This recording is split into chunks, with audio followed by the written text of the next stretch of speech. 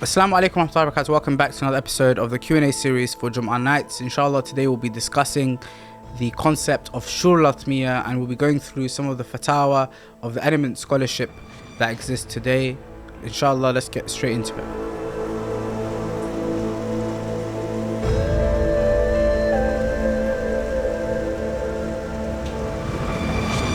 The questioner asked, Assalamu alaikum, is it allowed to listen to Shoor?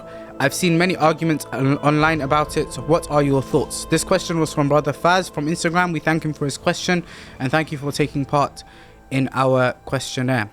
So the first thing kind of to answer here is, what is Shoor, first of all? Because I'm sure that there may be some people watching that don't understand what Shoor is. Shoor is basically when there is intense, fast latam going on, and in many cases there will be an individual next to the main reciter and he'll be continuously saying Hussein, Hussein, Hussein. You may have seen it, for example, in Iran, where I think it originally originated, and then after that now it's also done in Iraq, and it's become a very big phenomenon now, and more people take part in it than previously. With regards to the general ruling for Aza, and all of the scholars are in agreement with regards to this, all of the actions of Aza for Imam al-Hussein alayhi salam are mustahab, they are praiseworthy, and they are good to do, except for those things that are haram in and of themselves, or they cause harm to the image of Islam. And those two caveats are objective rulings, i.e. the individual that is following the ruling, it is up to them to decide whether they feel that this is harming the image of Islam or not. And of course, not entailing self-harm that is destructive to a human body. So when we're talking about the general ruling of Aza, all Aza is praiseworthy and is mustahab when done with the correct intention of reviving the affair of Imam al-Hussein alayhi salam. And Shoor classically is also included within that. All Aza is included under this unwan, that the Aza of Imam al-Hussein is mustahab in whichever way it is done, as long as it is not haram in and of itself. So then you might be asking, what's the controversy? If all of the Aza for Imam al-Hussein is recommended and Shoor also falls under that, then what's the controversy here? The controversy is with regards to modern types of Shoor, whereby some people feel like it is becoming too close to music, number one, and also there are some problems with specific mawākib that are known for Shoor, and some of the actions that they've done that have caused disrespect, and this has caused more of an uproar and more questions with regards to the practice of Shoor. Although Shoor goes back centuries, right? The act of having fast latam in Iran, this is something that is centuries old, right? But the style that has developed and adapted, as have all other latmiyat, right? Of course, when you look at the old latmiyat and the latmiyat that are coming out now, they're very different, right? In terms of the tunes, in terms of the production, all of these things are very, very different. And Shoor is no different. It has adapted and developed. And that's why people have this controversy surrounding it. So inshallah, I want to today go through some of the fatawa of the maraji' with regards to Shoor, and at the end give a conclusion that will give us a good understanding of the opinion of the maraji' with regards to this form of Aza. And to help me with that, I've got all of the fatawa written on my tablet here. They are written in Farsi, which is not a language that I'm fluent in, but I have learnt to read and write properly, so just mind my mispronunciation if there is any. The question was asked to Sayyid Sistani with regards to the repeating of the name Hussein again and again as background noise.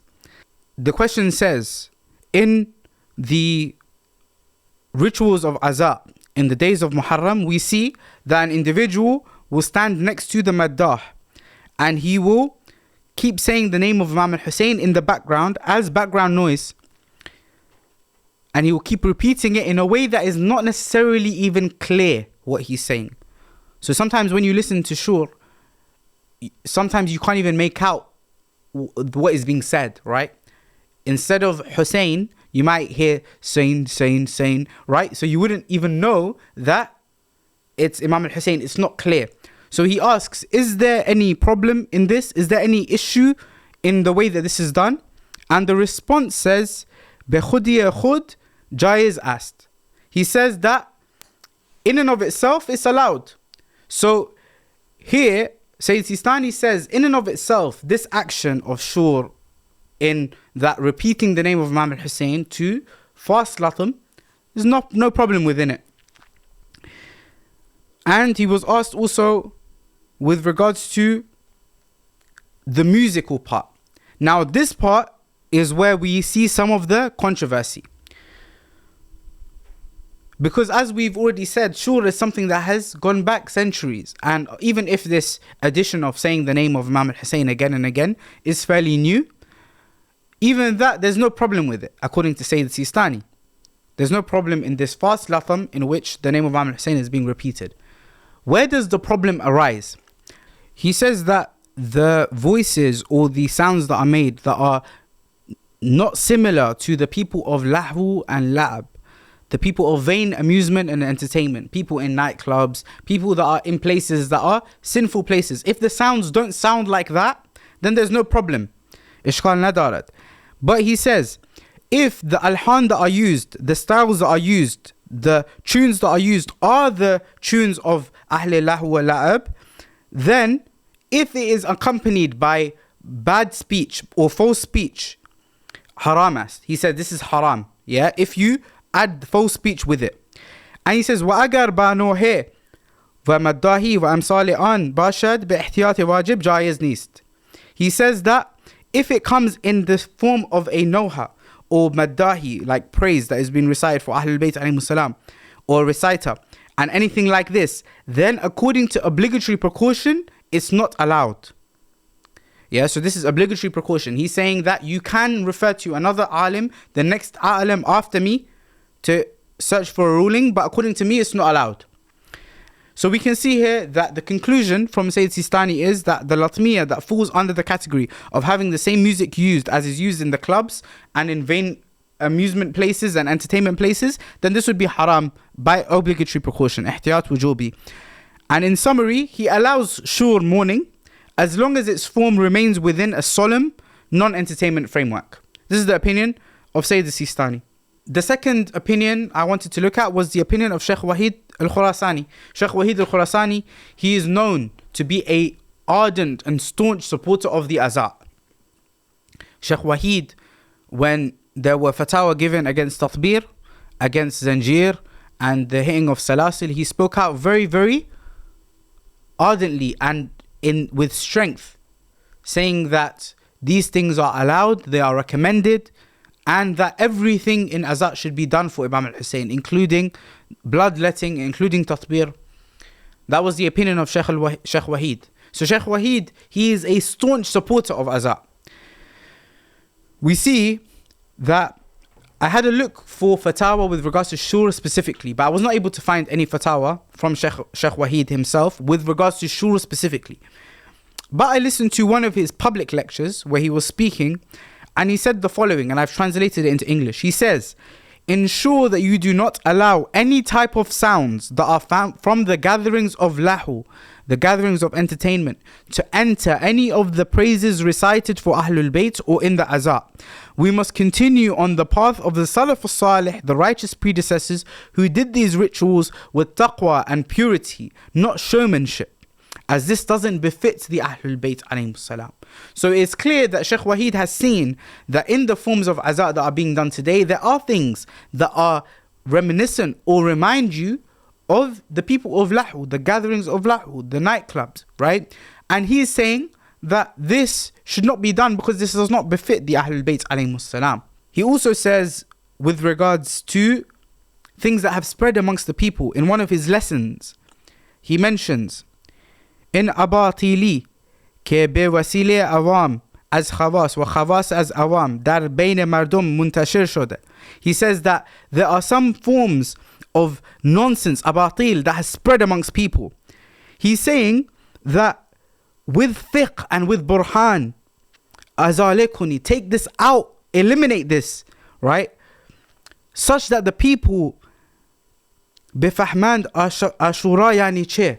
He says the people should understand what is Ashura, what is the greatness of this day of Ashura. It should not look like a joke.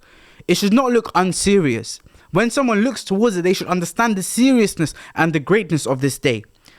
So Shaykh Wahid al-Khorasani is clear with his support for all forms of azaa, all forms of traditional azaa specifically, because he's saying that these are new modern forms of azaa that are nonsense. They're nonsensical. They don't befit the Ahlul Bayt alayhimus salam. This is not wise when we're speaking about the culture of azaa from the Ahlul Bayt alayhimus salam. So he's saying eliminate these nonsensical things so that people understand what Ashura truly is, while being an ardent supporter of the traditional understanding of azaa. So we can see that Shaykh Wahid is also in support of Shoor, but in the classical way that it was done, not in the way that necessarily it is done today with the music and the extra kind of, beats and those kinds of things. So Shaykh Wahid also has this opinion. As for Sayyid Ali Khamenei, Sayyid Ali Khamenei was asked also the same question. There are some individuals that are saying the name Hussein Hussein in a fast manner as background noise during Shoor, during Latham, right? Is this allowed? Sayyid Khamenei says that from the apparent, this is not like music. This is not like songs. So it's fine. There's no problem with it. However, he gives advice with regards to the azaa. He says, in مداحی شما نوحه خانی شما باید حکم یک منبر آموزنده را داشته باشد. He says that this madahi and the noha khani, like the recitation for the Ahlul Bayt, the azaa, all of these things, they should actually serve as a minbar, as a instructive pulpit. There should be lessons and understanding that people are getting about Imam al-Hussein from the recitation of these poetry. The reason why he's making this point is sometimes we see in some of the poetry that is recited during some of the Shoor recitations, some of the poetry you can't even make out what's being said, right? It's the beat that's being gone off. Sometimes the poetry is ghulu. You hear some things that are mentioned in the poetry that are not befitting of Ahlul Bayt and are not befitting of the school of Ahlul Bayt alayhimus salam. So Sayyid Khamenei, he's making the point that no, Shoor is not haram, right? I'm not saying it's haram, but make sure that when you're reciting poetry from a recommendation point of view, when remembering Imam al-Hussein, remember him in the best way and give people understanding. It should be a pulpit. It should not be a joke, basically. People should not look at it and say, what's going on here, right? And he also mentions that if any form of azaa brings disgrace, vahan, to the morning gathering, then that would be haram. But if it doesn't, then there's no religious problem. And he says, سزاوار است جلسات عزاداری خالصانه ساده و بی پیرایه از این گونه اعمال برگزار شود. He's saying that it's preferable that all of the gatherings of azaa are held sincerely in a simple way and free from like any kind of showmanship, right? So he's saying basically keep the azaa pure. Don't add too much like extra stuff to get people into it, and make sure that there's meaning to the azaa. So the conclusion of Sayyid Khamenei also is that he doesn't issue any prohibitions with regards to Shoor. But the only issues that he would have is if it accompanies with music, of course, the same way that Sayyid Sistani and Shaykh Wahid would have. And he has advice. He's saying, listen, make sure you fulfill the aim of azaa, which is to teach about Imam al-Hussein, to bring people towards Imam al-Hussein, and to bring this culture of azaa to their minds, and so that they perceive it seriously. Likewise, when we look at the fatwa of Ayatollah Sayyid Sadiq al-Shirazi, we see the same thing, the same kind of view with regards to Shoor being allowed, permissible, recommended. And Sayyid Sadiq al-Shirazi is also known to be from one of the strongest and ardent supporters of the azaa of Imam al-Hussein alayhi salam, recommending tatbir, zanjir, the same as Shaykh Wahid Khorasani and all of the other maraji in general. We see that Sayyid Sadiq also has a problem with regards to music. And Sayyid Sadiq, as is known, is very, very strict with music in general. So with this extra music and extra beats that are added into the latmiyat, Sayyid Sadiq al-Shirazi also would advise to stay away from these actions and to keep the traditional azaa pure and khalis towards Imam al-Hussein alayhi salam. So what we see in the conclusion, and the conclusion that I have drawn from the fatwa and I have basically put together, we can see point number 1, Shoor as a classical method is allowed and it's praiseworthy and mustahab when done with the correct intentions and style. There's absolutely nothing wrong with it. And that is the fast latam with the mentioning of Imam al-Hussein's name. The second point we can see is that we can see in some cases the manner in which shoor is done, it sounds exactly like forms of music that we see in clubs, for example, which is like techno music. If you were to put on techno music and put it in line with some of the recitations of shoor, you would see no difference whatsoever except in the words. And in accordance with the fatwa of Sayyid Sistani, Sayyid Khamenei, Shaykh Wahid, all of these would not be allowed, right? Whereas when you look at, there are reciters of shoor, which is not like the extreme level of shoor, because there's levels of it as well, right? You have, for example, Mahmoud Karimi, you have Hilali as well, right? Who we listened to for many, many years in our youth. They also have latam that is shoor latam, but it is nothing like what you will hear in a techno music song, for example. It's completely different. It is a pure and traditional form of azaa, and there's nothing wrong with that. But the new forms that have come out, some of them, they have crossed the limit with regards to how much they can add into it. So these forms, they are similar to the gatherings of lahu, and those would not be allowed. Sometimes you even see in the videos, some of these individuals, they're not even doing latam. They're doing something that looks more like dancing. Some of the reciters, you'll see them mention, like in the middle, they'll stop reciting. They'll say, Baba, what are you doing? Have you come here to do latam or have you come here to dance? Right? So even some of the reciters have noticed it. And, you know, they have mentioned it while they are reciting. So these forms are not allowed.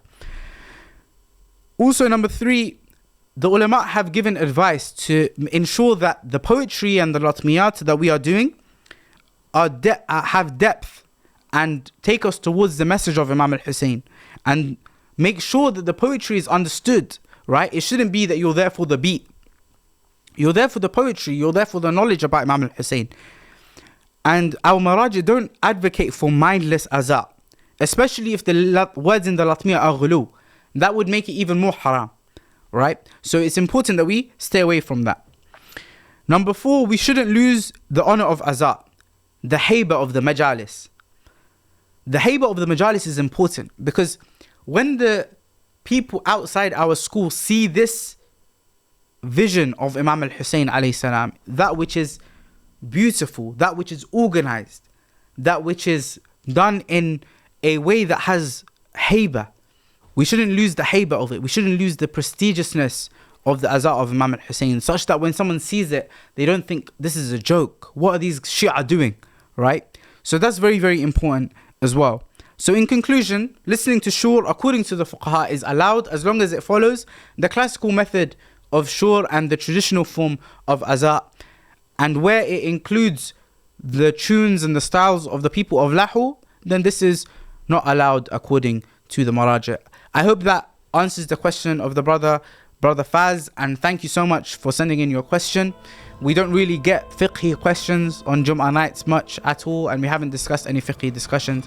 I hope that going through those fatwa has given you a good understanding of the explanations that are given by the maraji' with regards to shoor latmiya, and I hope that answers your question. Inshallah, we'll be back again next week where we'll be answering another question from brother Suhail Kareem from Instagram, who asks with regards to the Thursday police of Imam Ali alayhi salam. Inshallah, I'll see you again for that next week. Wassalamu alaikum wa rahmatullahi wa barakatuh.